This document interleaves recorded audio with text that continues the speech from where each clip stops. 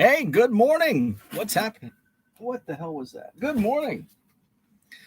What's happening? Happy Sunday. I hate when I shave.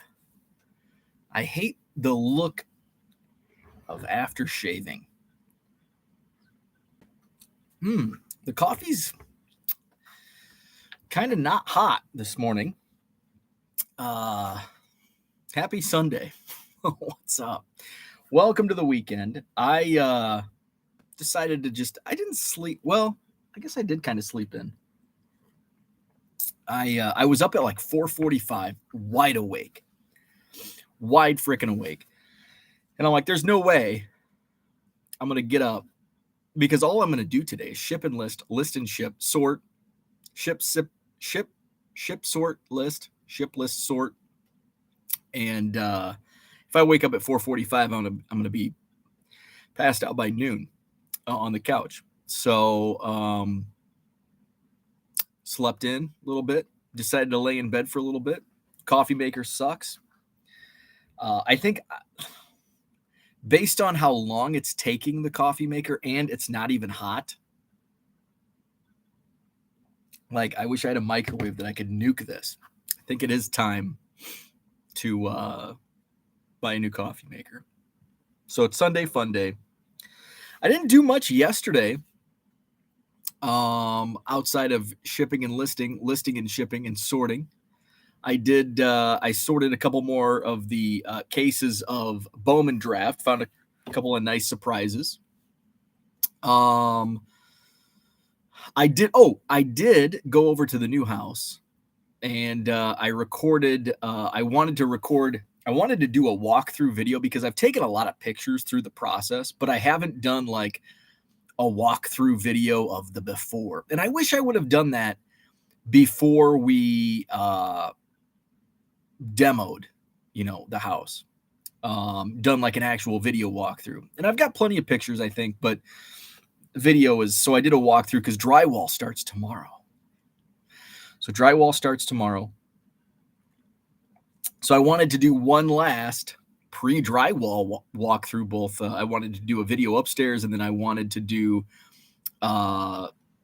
building the ultimate card room, the video series. I thought I was going to be doing something every week, but other things. So it's a little cleaned up. Drywall is gonna start tomorrow, so I'll probably put that video on my YouTube channel tonight. So I think a little bit has maybe changed. The new furnace is in, so you'll get to see that. I don't know if the tub was in the bathroom. There's some new framing, I think. Doors are in, so windows are in. Insulation is in. So I guess there's a little new look to it than the last video we did. What else? I want to talk about today, and I was going to bring my draft book in because I wanted to, and I'll run over and get it because I was looking through it yesterday. The first player from last year's Major League Baseball draft made his debut yesterday. So the first player from the 2022 draft class has already hit the big leagues. Is it Neto or Neto? Any Angels fans? Neto or Neto? Shortstop for the Angels called up. I think he went 0 for 4 because I picked him up in my fantasy baseball league just in case. I am a little short on shortstop. Has been a tough. We're only 2 weeks into the season, but shortstops have struggled. That used to be like the in fantasy baseball, that was like the premier position. This year, it's been kind of rough at the shortstop position. So my shortstop, Francisco Lindor, is a stud. He's doing okay. Again, 2 weeks into the season. Somebody dropped Jeremy Pena. He kept dropping. He was a highly ranked fantasy baseball player, but he fell way down in our fantasy draft, and then he ended up hitting the waiver wire. So I'm like, oh, I'm gonna pick him up. I haven't put him in my starting lineup yet because I just have Lindor, and I've picked up some other guys that are in my utility spots. But I'm like, you know what? I've right now this could change next week, but right now I'm in a good position where I can kind of grab these players off the waiver wire, and I don't have to like finagle my roster too much. So Zach Neto, welcome to my fantasy baseball team. It's a good thing I didn't have him in my starting line. My fantasy roster already hit like 100 yesterday. Now my fantasy baseball team has done pretty well batting wise. Usually that's kind of one of my weaknesses, playing fantasy baseball. I wanted to draft players that are I want players in the past, the last couple of years I've been drafting home run hitters, stolen base guys, like guys that pad the individual stat, an individual stat, as opposed to guys that instead of hitting 40 home runs with 0 stolen bases, they hit 20 home runs with 20 stolen bases, or 25 home runs and 15 stolen bases. So I like that, and I'm doing well in pretty much all the categories. So yeah, my fantasy roster yesterday. Of course, you don't care about my fantasy baseball team. 132 was the final tally. 5 for 38. It wouldn't have really mattered if I would have put. Neto wasn't. He wasn't available on my team yesterday because I picked him up after. I grabbed him after like the roster's locked, so he would not have been available anyway.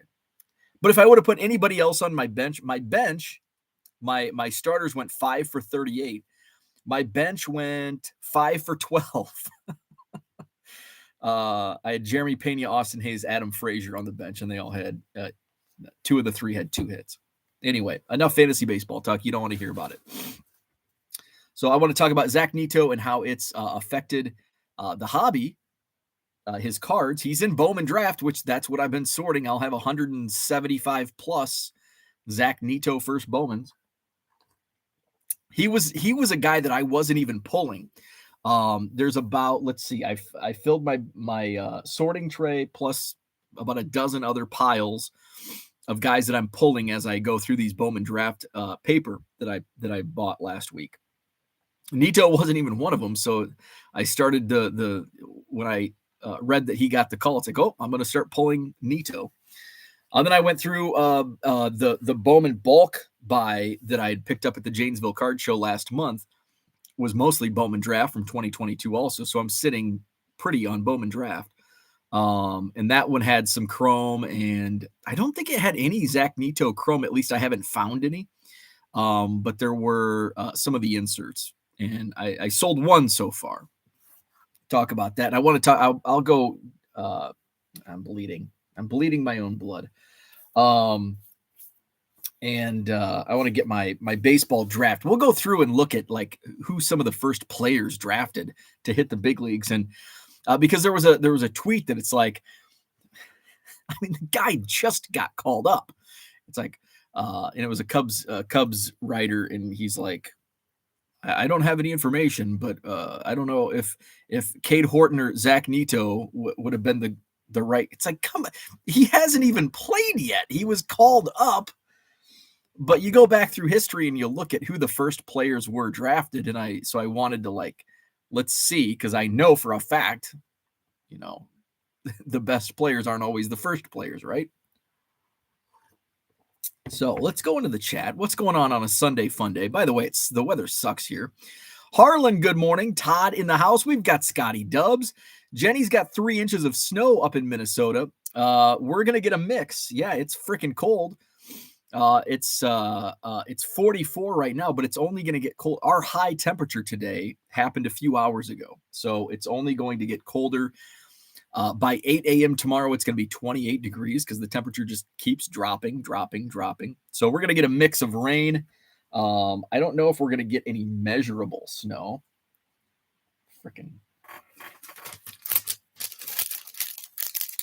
I've got a scratch on my wrist. It's an old baseball card injury. I've got a framed.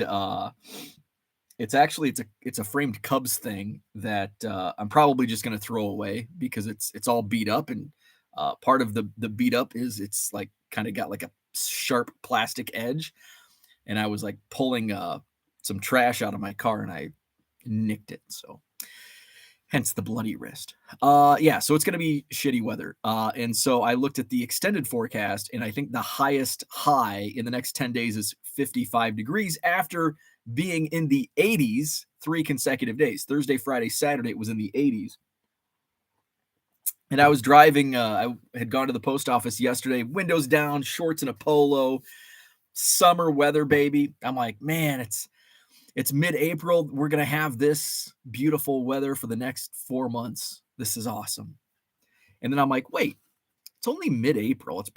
We're probably not going to have this type of weather. And I knew it was going to be nasty today. And so I didn't jinx it, but so I'm not going to leave the freaking house today. Brian Dean is here. What's happening? Big Harv, what's happening? Kyle, good morning to you. We've got Tracy and Angel Baby Cards. We've got Merle in the house. David, good morning. Kevin, what's happening? Big Harv says, why is it called drywall? I don't like it when my walls are wet. That's a good question. I don't know. But why is it called drywall? Let's Google it. Why is it called drywall? Google it. Where's Mark Hoyle? I bet he knows. The name drywall refers to the fact that walls made of material are installed without the use of water.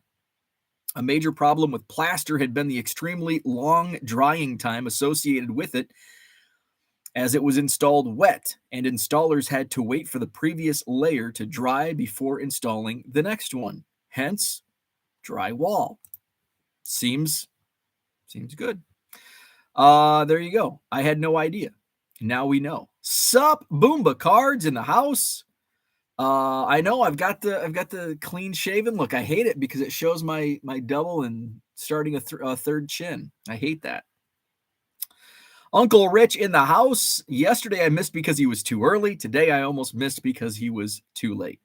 I always say between 8 and 9 a.m. Although I go on before 8? I think I might have went on before 8 yesterday. So Saturdays and Sundays typically between 8 and 9 a.m. Typically between 8 and 9 a.m. Let's see. First world problems. TD Sports Cards, what's up? Our fantasy league has its first drama in fantasy. Ooh, Jenny, tell me more. Got an email this morning of accusations of cheating in our league. What? How is there cheating? Ooh, drama. I need to know this fantasy baseball drama. TD Sports Cards, prayers going out to Dadeville, Alabama. What happened down there?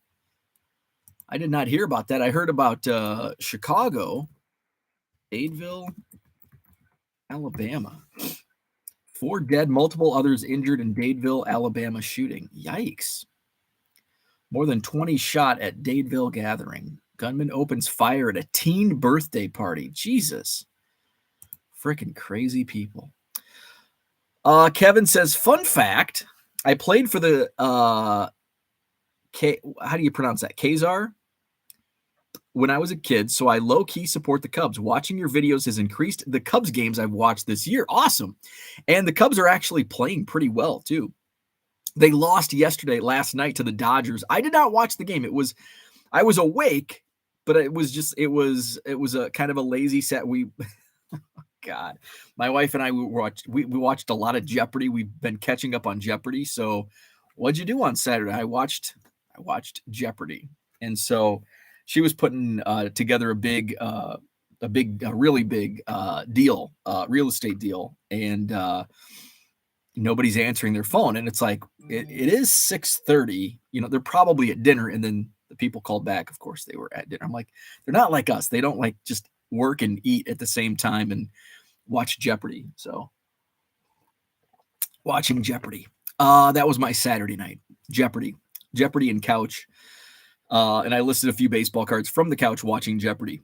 Let's see. So yeah, I'm glad you're watching the Cubs. They're fun. It's a fun team. It is a fun team to watch, and it's only going to get hopefully better as they tweak the roster. So I think there's probably going to be Hughes is back. Brandon Hughes is back in the bullpen, so that's good. That was needed. Suzuki is back, hit a home run in his first game back. So, and there's some exciting young talent at AAA. Nelson Velasquez was sent back down to AAA to corresponding move with Hughes coming up to the bullpen. Christopher Morel's raking at AAA. Matt Mervis over at first base. That's probably the next, I think. But a lot of Cubs fans, Eric Hosmer, like Padres fans, are like, yeah, haha, you get him now. And now the Cubs fans are like, oh my God, we don't want him either. But I think we're stuck with Eric Hosmer at first base for at least a couple months. I could see Mervis coming up by June because Hosmer's actually not horrible. So I think he's playing not bad enough to stick around for a couple months. I did not watch the game last night. I saw they were up 1-0, and I'm like, yes. And then I looked at the score this morning and a 2-1 loss. But hey, that's respectable, right? Hopefully they can still, today, chance to win the series against the Dodgers. And what time does the game start today? Cubs and Dodgers. Please don't be a freaking night game. Although if it's a Sunday night game, at least it's on earlier time than West Coast time. Let's see. We've got Cubs and Dodgers, 3:10. I like that. That's a good start time. I like 3 o'clock starts. 3 o'clock, 3:10 in Los Angeles. Jenny talking about the drama in fantasy baseball. I am really interested in hearing what cheating is going on in the fantasy baseball league.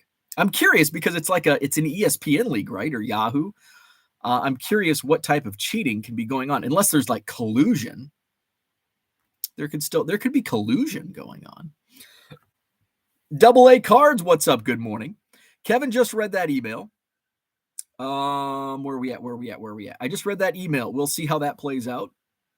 I'm hoping it's not accurate because definitely not wanting to be part of a Hobby Evolution Fantasy League if that's what's happening. Yeah, I'd like to know what's going on. T206 Kid, what's happening? Good morning, Tony. Tracy in the house. I guess I need to figure out what is going on in our Hobby Evolution Fantasy League. I haven't seen it yet. Mark Stillwagon in the house. 81 in Southwest Florida. Rub it in. It's 44 here. Let's see. Jenny says to Tracy, check your email. Boomba Sports Cards in the house. What players are selling best for you? And also, I recently began listing on eBay and nothing sold. I see why I listed Mike Trout autos, but were hard to find when I searched. Do you know why this is? Well, everybody's going to have different results on what sells for them based on what is listed. So what sells best for me is in fact, this morning I had I don't know if it's one transaction or multiple transactions. Here's the last. Let's just go through the last 10. The last 10 things are approximately, because I don't have a count on. Brandon Pfaadt, a first Bowman Chrome from 2020. Cade Cavalli, first Bowman Chrome, 2020. A 2012 Topps Heritage Minor League Jet Bandy. Tyler Allgeier, he's a football player. It's a Prism rookie. Jim Thome, Omar Vizquel, Dante Bichette, Ozzie Guillen, John Kruk, Dave Righetti, Lenny Dykstra, Julio Franco, Kent Herbeck. Those are all junk wax era rookies. 80s rookies have been selling really well for me. I've also been listing a lot more. They're outpacing my first Bowmans of the last 2 years. So junk wax rookies are selling really well. Also, you have to have good prices. Now, if you list some of those at like $5, they're not going to sell. If you list them at $1.50, they will sell. And so that's also like, if you buy them for 25 cents to 50 cents each, well, you're not going to make money. But if you buy them for a penny, yes, you can make a lot of money. So that's kind of what's sell all over the board. Hard to find when you searched. Are you promoting? You got to promote. I know people don't like this, especially if it's a Mike Trout auto. You got to promote that because you've got enough. If it's low dollar stuff, I understand the sentiment. Especially if you have a smaller store. But something like a Mike Trout auto, you're gonna make up for it by promoting it. 5 to 10% is where I'm at. Dynamic pricing, 5 to 10%. And unfortunately, with eBay, you can complain about the fees and, I don't want to pay for promoting. If you don't pay for promoting, you're going to find less sales. The less you promote, the less sales. The more you promote, the more sales. So just kind of how the world works. Good morning, Donald Davis in the house. Ken says, I sold out my 2022 Topps Orlando Arcia. Had 8 of them. That's the first time I sold out on a card that I had a decent quantity of. That's cool. Love it. I love having those quantity sales. My most favorite quantity sale was a what year was it? 2016 Topps Olympic. I had bought when I was down. I think I was broadcasting one of the state finals in Illinois. Might have been softball. It's probably softball. And or no, was I in Bloomington for some reason? Because the what I purchased was in Bloomington normal. Whatever it was, I was in that area and I went to Craigslist. This guy had like a bunch of bulk. And he had like what turned me on to it was there was like a box of like 5,000 Cubs cards. And then there was like 5,000 White Sox cards, 5,000 Cardinals cards. And then there was a bunch of like all over the board. There was 2016 Topps Olympic cards. There was country music cards. There was, what else was there? A bunch of different stuff. And I'm like, I'll just buy this for the Cubs alone. It was like $150, I think. And I basically filled my SUV. So I started going through. Now, the Olympic cards, the Simone Biles and Michael Phelps were all pulled. So there was none of those. But there was like Megan Rapinoe, Hope Solo. Who else? A bunch of others that sell pretty well. Brittany Griner I sold out all of my Brittany Griners when she was in prison in Russia. And those were selling for like $3 to $5. There was and I think she was arrested. What was her name? I would look to see, but I don't have any of the cards left. But one of my buddies said, hey, because I was selling a bunch of somebody from that set. I can't remember who, but I had pulled all of whatever the athlete was. So my buddy was telling me, he's like, hey, this woman has cards in that set. She's like in UFC or going to make her UFC debut. Like, oh, interesting.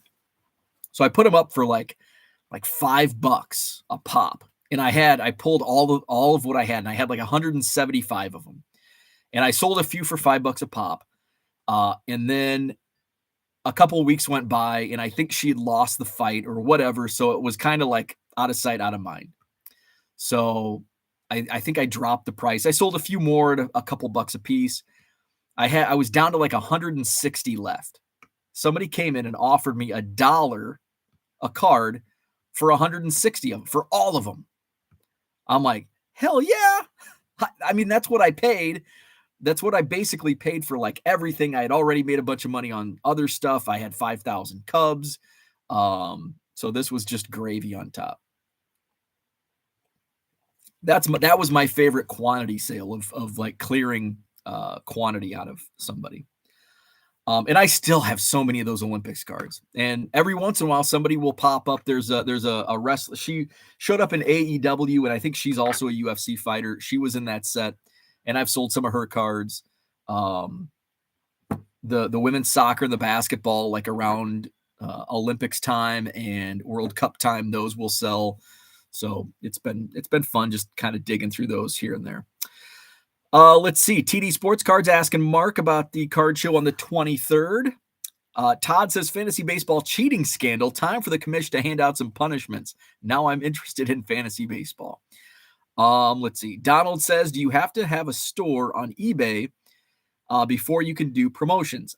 I think so. I do the $250 free, and when I tried to do a promotion, it took me to the monthly eBay store subscription. Yes. So some of those perks, I think you have to have the eBay store subscription. So, yeah, I'm pretty sure promotions, you have to have a sub. Jenny says, that's interesting, Donald. I wonder if promotion, yeah, I think they are a store benefit. Mark Hoyle in the house, talking Tatis, Padres guy. Hosmer is horrible in all clutch situations. Grounds out to second or double play guaranteed. I think he grounded into his first double play last week, and that was kind of the joke. Cubs lost in the 9th on a walk-off single. Those losses hurt more. Those are tough, but hopefully you get a couple of those back throughout the year. Jenny says, just sent you a screenshot of the email. Your choice if you want to read on here. I'll check it out. I don't know if I'll read it on here, but I do want to read it. Sheena in the house on my way to lacrosse. How was Green Bay? I saw pictures. It looked awesome. I've got so many shows coming up in the next few weeks. I needed to take a weekend off and lay on the couch and watch Jeopardy. Andy Mack just saw that you can get weeknight Cubs tickets for $14 with a hot dog and pop included. Really? Holy moly. That's a great deal. Jenny says, wait, there's a baseball player with the last name Fat. Well, I don't even know if it's spelled P-F-A-A-D-T. And I think it's pronounced Fat, but I'm not sure. But it doesn't look I don't know. Hooked on Phonics didn't work for me. Bargain Boxer, what's up? I am interested in hearing how your viewers shop at the National. That is a good question. I like that. When I go to a smaller show, I pick up all cards numbered out of 100 or less. But when I go to the National, I focus on one sport.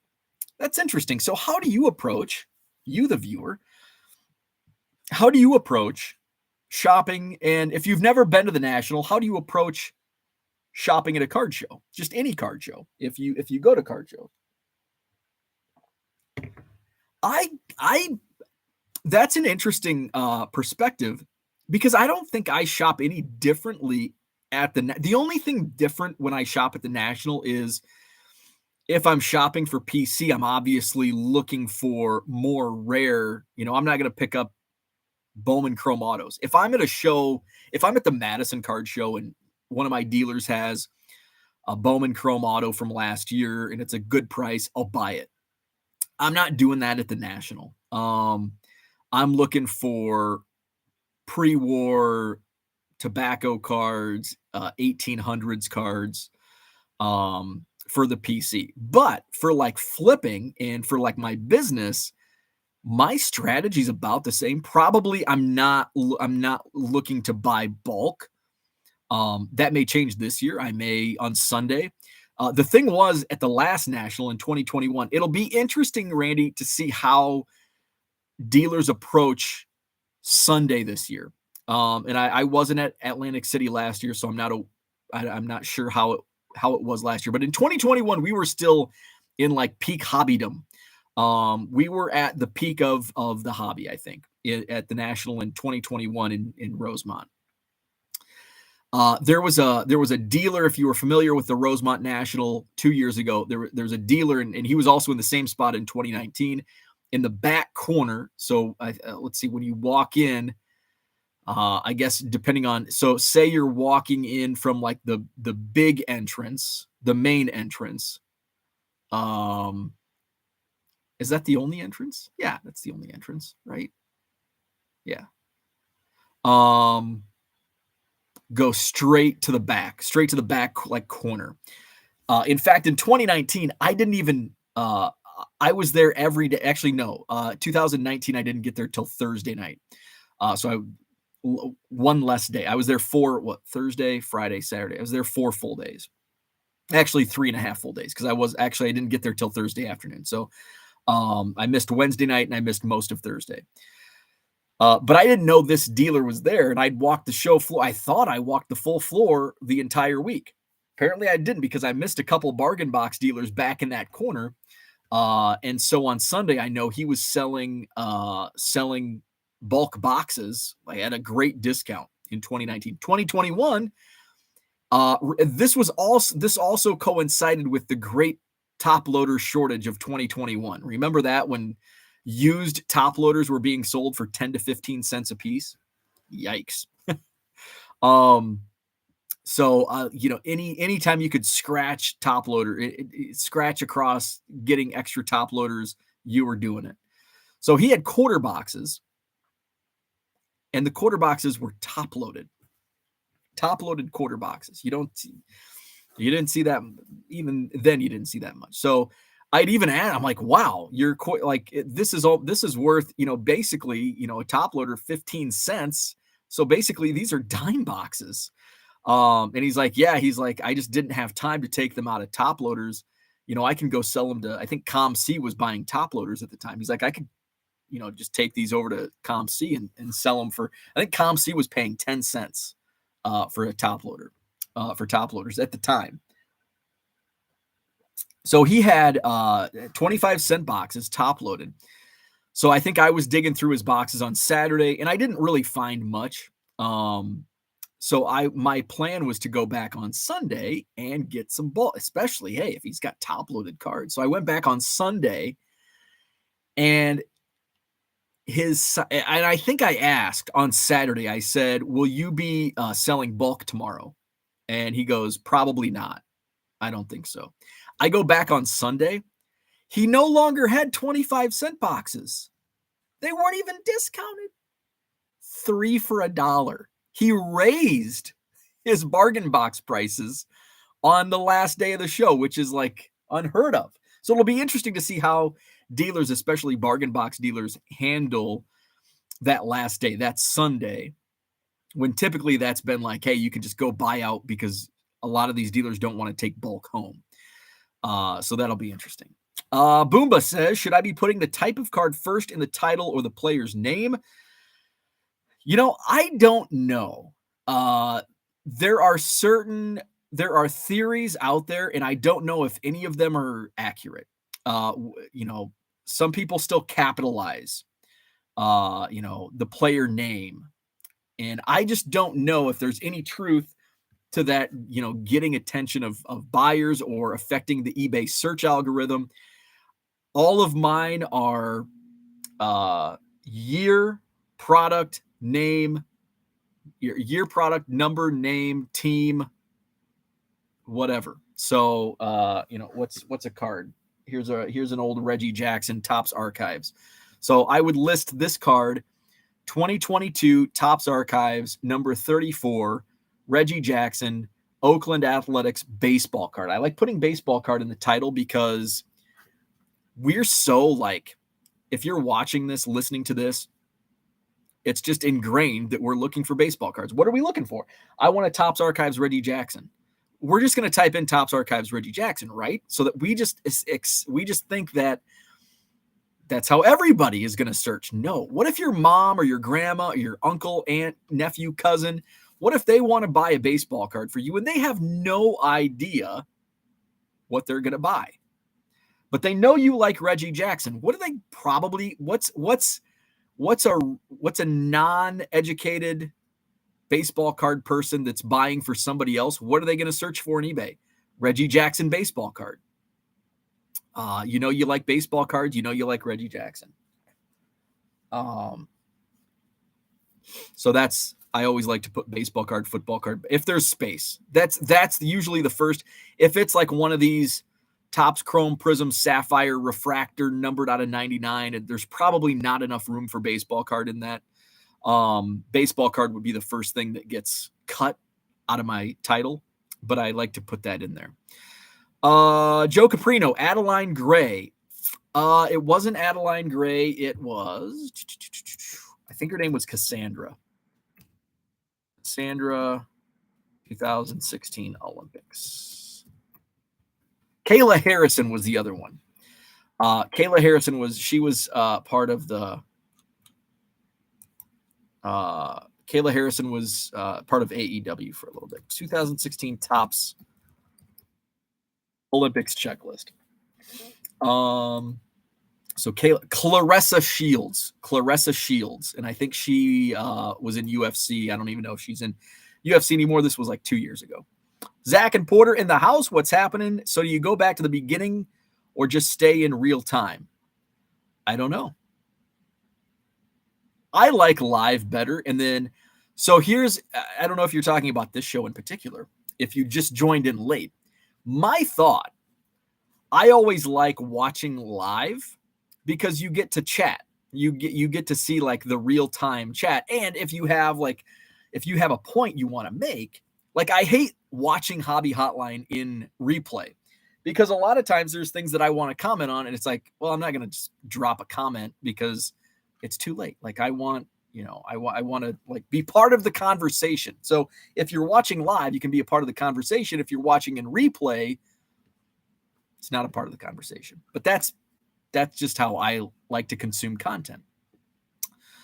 Let's see. Rascal says to Jenny, I looked up everything I could on possibilities of the scoring adjustment. Hopefully I explained it well enough. Zach says White Sox walked it off on Jackie Day for the second time in 2 years. I know this is facts because Porter told me. Let's see. Jenny says, Zach, you missed that Bo watches Jeopardy and works while eating dinner, and others don't. You're caught up. And others don't? Oh, I'm sure there's lots of people that do. The people that my wife was trying to contact were not. They were not watching Jeopardy on a Saturday night. Small Town Collectibles in the house. Royals 417 is here. Big Harv says, at a show I usually shop for PC, and if I come across deals that might work for inventory, I'll pick them up. And I'm kind of the reverse of that. At a show, I'm usually shopping for inventory, but if a PC deal comes up, I'll pick it up. If I've never been to the show, we walk the floor to see which dealers meet our needs, then start. If I go to a show we are all familiar with, patron our faves, we then tell people there are too many shows. And I think that's probably my thought process on a show I've never been to. I'll just make a quick sweep to see, okay, I'm usually looking for like dollar boxes and quarter boxes. And I'll make a sweep. I typically, if I see a bargain box dealer with a bunch of people there, I know that's likely a really good table. And so I'm going to, if there's space for me to dive in, I'll start flipping through. And if it's not stuff I'm looking for, I'll move on. But if I find some good stuff within the first, couple minutes, I'll stand or sit there longer. Zach, what's up? Of 99 or less from 2013 or newer.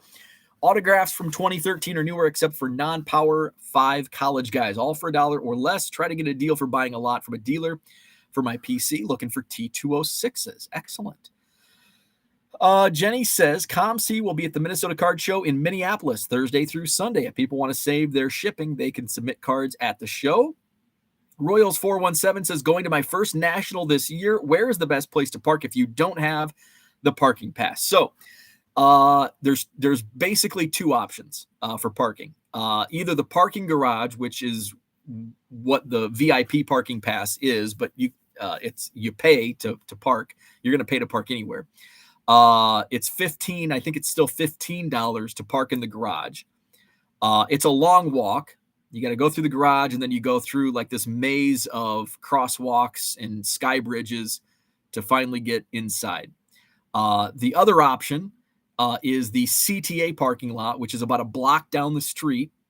It's about, I think it's $8, $6 or $8. Somebody might be able to help me on that. I've never parked there, but my buddy that I room with, it depends. He parks in the garage, but if he's going downtown, because sometimes he'll go to like a White Sox game, and I'm like, dude, I'm going back to the hotel, because he doesn't get back to after last, I think in 2021, he went to the White Sox game because the Cubs were out of town, and he didn't get back to 12:30, 1 o'clock. It's like, dude, I can't stay out that late.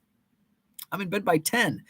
So if he's jumping on the train, he'll park in the CTA lot, which I think is $6 or $8 for all day parking. If it's raining, you want to go in the garage because it's all covered. If it's a beautiful sunny day with no rain in the forecast and you want to save a few bucks, the CTA, and to be honest with you, it's probably the same distance of walking. It's going to be about a block either way. It's just the CTA lot, you're going to be all exposed to the elements, which in July, August is going to be rain. Let's see. Dan in the house, what's happening? Bargain Boxer says, if you type in Reggie Jackson, let's see, a basketball card will pop up. Yeah, there's a basketball player by the name of Reggie Jackson. Let's see. Hall of Fame card collector says it was an accident. I accidentally changed it by hitting it on accident. I'm going to change it back. I honestly didn't mean to do it. I don't know what that means. Maybe that's a part of the fantasy baseball drama. I don't know. Rascal 30 says, so you did give yourself 20 points against me. Wow. Well, glad I brought it up at least. Okay. That must be our fantasy baseball drama. Rich says the train station and walk a bit. Good morning, Cooter. It would be great if shows had separate sections for vintage, modern, other. Would save me lots of times and steps. So I agree with you. First of all, before I explain why that wouldn't work, I'm gonna agree it would be awesome if there were separate sections. Herein lies the problem. A lot of times, especially at like that, probably could work at the net. And actually, I'm gonna counterpoint myself. That could work at the National. The problem is dealers are creatures of habit, and they don't want to move spots. I've been in this spot for 35 years. I'm not moving. And so that's what happens. And then other dealers, they want to be over here, or I want to be next to my buddy, which makes sense, right? If you have a lot of nice baseball cards, you want extra eyes, people you can trust, be your neighbors. Unfortunately, in many instances, your next door neighbor might be ultra modern slab guy while you're a vintage binder guy. I've got a dealer who has a tag team partner, and the tag team partner is Pokemon, and the dealer is pre-war, like T206s, T205s. And it's like, this is just such a weird mix, Pokemon. And so those are some of the reasons why ideally, yeah, it would be great to have in like a show like mine, like a monthly show. You get, what happens is my car broke down. I got sick. I can't make the show this week for whatever reason. And now you've got an open table and you have to go down your waiting list or, move people around. And it's just not, I mean, in theory, it would work for everyone, but in practice, it's just not feasible. Christian, good morning. Picked up another Cecil Fielder for the PC. Now have 1,400 plus unique Cecil Fielder cards. Wow. Baseball Card Illustrated, Bronco in the house, says that is getting it done. Green Bay show was pretty good yesterday. You should have come on out. Also got a really cool gift from East Coast Tom. Check out the video. Will do. Hall of Fame card collector says, I changed it. I wasn't trying to cheat at all. Baseball card curmudgeon, what is up? James wants to know, did you list those Zach Neto first papers? I did list some. I wasn't pulling Zach Neto. He was not one of the freaking 40 players that I was pulling. But I started after I read the news that he got called up, and I did list, I think, 50. I probably have 200 of his first Bowman paper. I think I listed them. I haven't sold any because I'm probably overpriced, but I've got best offer. I don't think I sold any, at least. So yeah, I did list. I sold one of the inserts, like draft night, I think. Heir apparent or draft night. I sold one of those. Let's see. Nice on the Cecil. I have around 1,100 Mike Trouts slabbed, different ones. Holy moly, that's impressive. So Zach Neto was the first player from last year's draft class to make his major league debut, called up by the Angels yesterday, got to start at shortstop. So I'm going to go grab my draft book real quick, and we can go through like the different years. Who was the first player to make their debut from a draft class?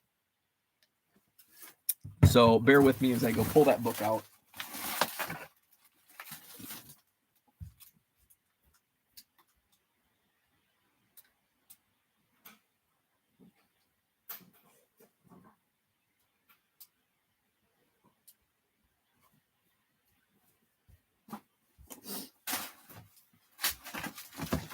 So I love the Major League Baseball draft. And this book came out, one of the writers from Baseball America, Alan Simpson. I think this was released, we can look through, 2016. Yeah, 2016. Thing's freaking huge. Let's see. Sold 6 of his Sapphire first for $45 a piece. Holy cow. So here's the crap, James. The Bowman bulk that I bought at Janesville, none of the Sapphire were firsts. So I didn't have any firsts of anybody. Because I think they kept those because obviously they're sell for more. I love the draft. So let's go back to, well, since this came out in 2016, it's probably not going to have the first player from those. Let's see. Let's do 2013.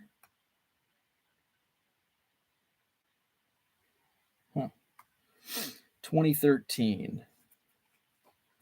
I thought they did a breakout of who was the first. Well, this is just largest bonuses, one team's draft, bonuses, fastest to the majors. I found it. So 2013, the first player, and this is just because they're the first player doesn't mean they're the fastest to Major League Baseball. Okay, Jenny, we'll go to 2009. So 2013, because I want to go back far enough to where we have an established player base, right? I don't want to do 2021 because we don't know. There's still guys that could become the best. So 2013, we've got enough track record. We've got almost 10 years. 2013, the fastest player to the major leagues out of the 2013 draft, I've never even heard of him. You've probably heard of him if you're a Cleveland Indians fan. His name, Kyle Crockett. Remember Kyle Crockett? No. Does anybody know? The second fastest, I remember him, Corey Knebel out of the 2013 draft. The third fastest, Marco Gonzalez, the pitcher, who I believe is still, I think he's in Seattle now. Buck Farmer was the fourth fastest out of the 2013 draft. And Kendall Graveman. So the fastest to the majors in 2013, Kyle Crockett, Corey Knebel, Marco Gonzalez, Buck Farmer, Kendall Graveman, all five were pitchers. Now, who else? Let's just look at the first round, 2013. So they were in the majors faster than Chris Bryant, Colin Moran, Austin Meadows, Dominic Smith, Tim Anderson,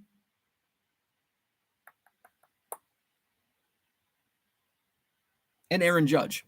Aaron Judge all the way down there at the 32nd pick. So 2009. Jenny wants to go 2009. Fastest players to reach the majors out of 2009. 2009. Largest bonuses. Fastest to the majors, 2009. Oh, and I remember this. The fastest player to reach the majors in 2009, Mike Leake, Cincinnati Reds. Second fastest, this is a little better than 2013, Drew Storen. Third fastest was Steven Strasburg. He did okay. Fourth fastest was Andy Oliver. And the fifth fastest was Mike Minor. However, the fastest to reach the major leagues out of 2009 from high school, Mr. Mike Trout. He was the fastest high school player drafted out of 2009 that reached the major leagues. 2009 draft, and he made his debut in July of 2011.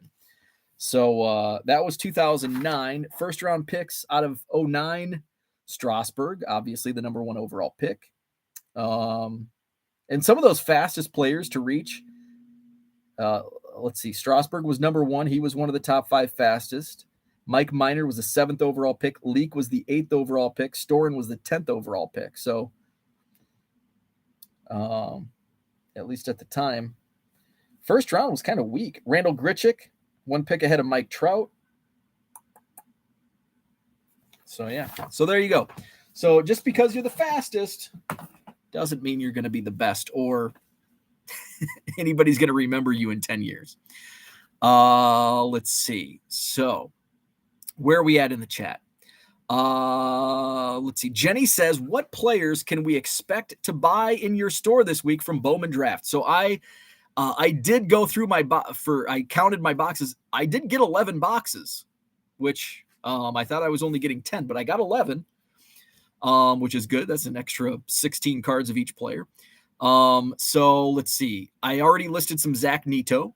Others that will be listed this week, Jackson Holiday, Cole Young, Jordan Walker, which is a non-first, Jason Dominguez, which also is a non-first, Jordan Sprinkle of the White Sox is a first. Drew Gilbert is a first. Melton is a first. And there's only one. There's two Meltons. I only pulled one. I did not pull Troy Meltons. I pulled, I think, Jared Melton. Trey Gonzalez of the Pirates. Who else am I pulling? Elijah Green. Dylan Beavers.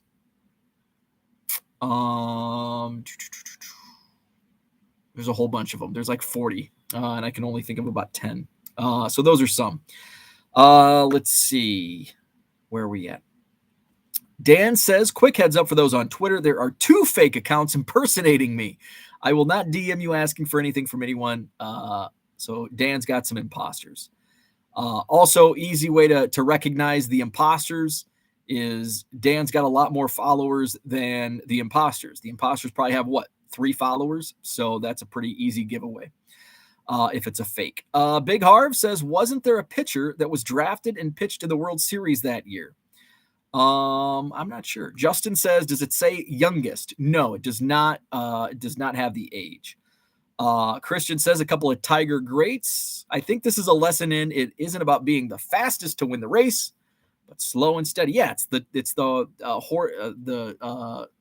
tortoise and the hare. Let's see. Is that your eBay method? Absolutely. Mike Trout was a compensation pick from the Yankees for Mark Teixeira. Cooter says, I love how Bo leans into the microphone that isn't plugged in. I know. I catch myself and I'm like, why am I doing this? Because it's not even plugged in. But I feel it. I don't know. It's like my safety blanket. I feel like I have to talk into the microphone, and I feel like if I'm over here, it just doesn't work for me. Is there a way to list quantities of a card in Card Dealer Pro? Does anybody have an answer? I don't. Oh, wait. Yes. Oh, yeah, absolutely. Quantities. So, yes. So I do the export, or I do the spreadsheet. So I export once everything's uploaded into Card Dealer Pro, I export it to a spreadsheet and I work out of the spreadsheet because I like spreadsheets. I know some people work out of the website. I like working out of the spreadsheet. So yeah, it's over by price, I think. And because a lot of times my quantities differ, it's my default set to 1. So then in the spreadsheet, if I have 4 of this card, 7 of this card, I can just change it. It's over by the price. Over by the price. It's in like the column next to price. Let's see. Brooks Lee. Yes. Thank you, James. Brooks Lee is another guy that I'm pulling. Brooks Lee of the Twins. Let's see. What is Card Dealer Pro? Card Dealer Pro is awesome. Here, I'm going to do a link to a video where I walk you through the process. Let's see. It was a live show. I should probably like bookmark it or something so I know. So that was January. Happy New Year. Got some Christmas.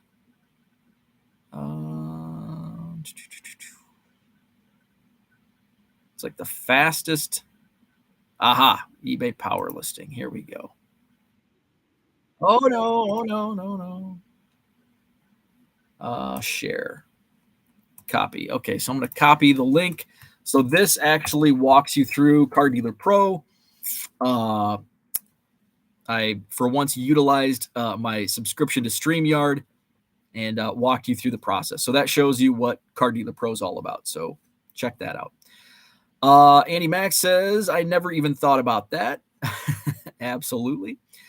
Good morning, Sal Dougie. What's happening? Checking in from Westby, Wisconsin. Picked up a stack of cards at an antique shop yesterday. Very nice. I saw the picture. I think you tweeted that out. Saw the picture. So I think that's what I had for today. I just wanted to share some insights into fastest players. Let's do one more. Let's go back to the very first draft. 1965. Rick Monday was the first overall pick. Who was the fastest? You know who the Cubs' first round pick in 1965 was? Rick James. No, different Rick James. But it was Rick James. Let's see. Fastest to the major leagues was a Cubby. So 1965, there's some decent names. Ken Holtzman was the fastest player out of the 1965 draft. Now, back in the day, in the 60s and 70s, a lot of players like didn't even play minor league ball. Well, I shouldn't say a lot.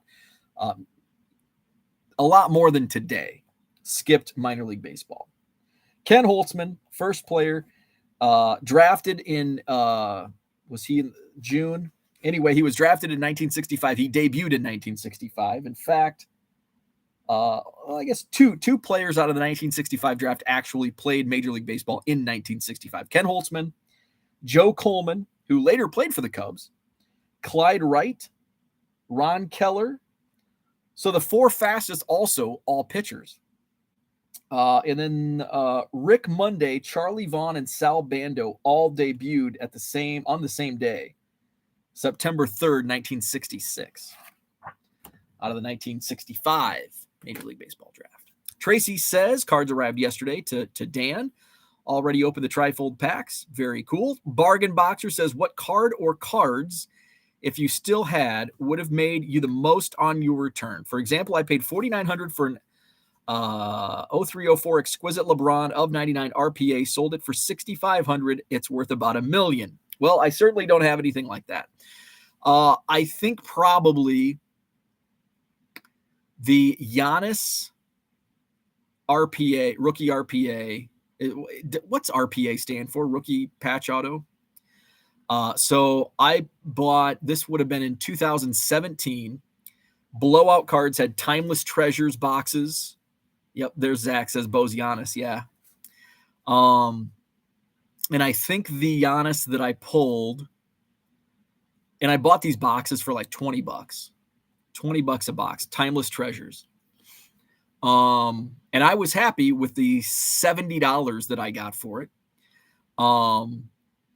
It was a Giannis Timeless Treasures RPA, numbered to 75, I think. It sold for about $70. And I think in raw, it's probably a $2,000 to $3,000 card. Certainly not $1 million. But that's probably the biggest what if for me. Nothing too crazy. I'm trying to think. I opened so much in 2018. I don't think I ever pulled an Ohtani auto, but I'm pretty sure I pulled some serial numbered Ohtani rookies.